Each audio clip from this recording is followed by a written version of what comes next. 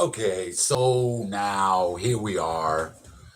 We are in a situation where Mr. Trump is finally starting to come to the realization that he lost and that he's going to have to give it up. I mean, they tried everything. They tried everything.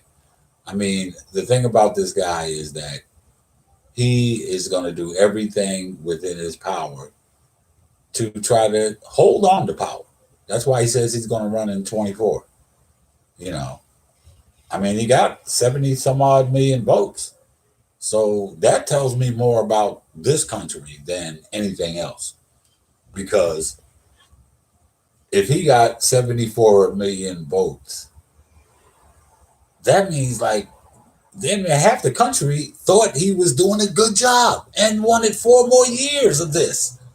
What connects them? What connects it? It's not policy because he doesn't have a policy.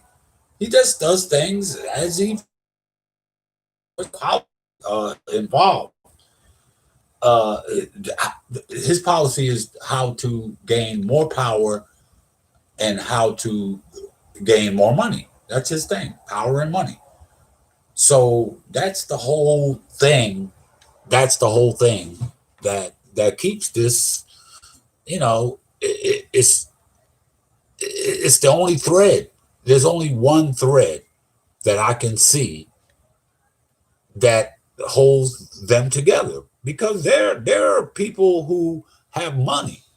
These aren't all, most of us get the idea of people that, and there are a lot that support Trump are low income, uneducated, and many of them are. But there are a lot of others too that are not in that category.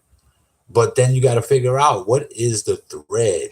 What's the one thread that keeps them connected? It's not policy.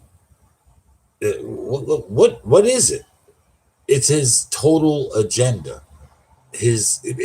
Basically is because he hates the same people that they hate, the so-called elite. But the reality of it is that's what he wants to be. He wants to be. That's what he's so upset about. One of the reasons why he ran is because he's never been considered an A-lister. Never. He's been laughed at. He got laughed out of New York. He got laughed. He got laughed straight out of New York, man. Come on. I mean, people in New York were glad to see him go. He didn't win New York in 16. How do you not win your own state? Because people in New York have known for a long look. I knew in the 70s that this dude was a con man, and I was just coming out of teenager, becoming an adult in the 70s. So, and I knew then that and no one paid him attention. He was no one's thoughts. He had no audience in New York. Oh, of course, when he went to certain things, there were people there, but he never became an A-lister, and that's his whole beef, dude. That's his whole thing. And that's why he raves on the so-called Hollywood elite because they never let him into the club. Never let him play in the game. Okay, now here he is with all the power in the world. He don't know what to do. He don't know what to do. He wants you to give him another 4 years to do the same bull crap that he's been doing for this 4 years, which is nothing as far as the virus is concerned, because it's getting worse. It's wintertime. People is easier to get sick, man. And he is doing nothing. He's throwing his hands up. That virus kicked his ass. Okay, that virus kicked his ass. Okay, and he's lived the whole experience of the corona. He got corona. He he lost his job, and he's being evicted. The full gamut. How many people? But in his case, being evicted is not really being evicted. He's not going to be sleeping in a cardboard box. So anyway, he's starting to come to the realization that he's lost this thing, and let's see what happens, man.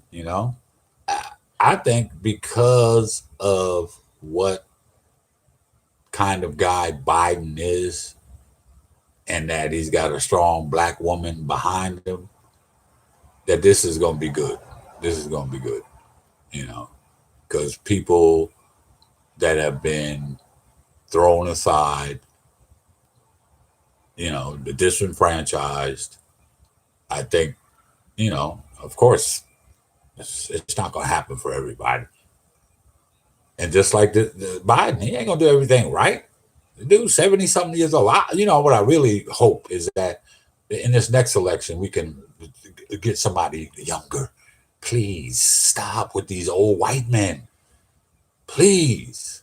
And hopefully by that, and I'm sure by that time, Miss Harris will be established enough to run and possibly win as the first black woman president. It could happen. It could happen. All right, I'm out.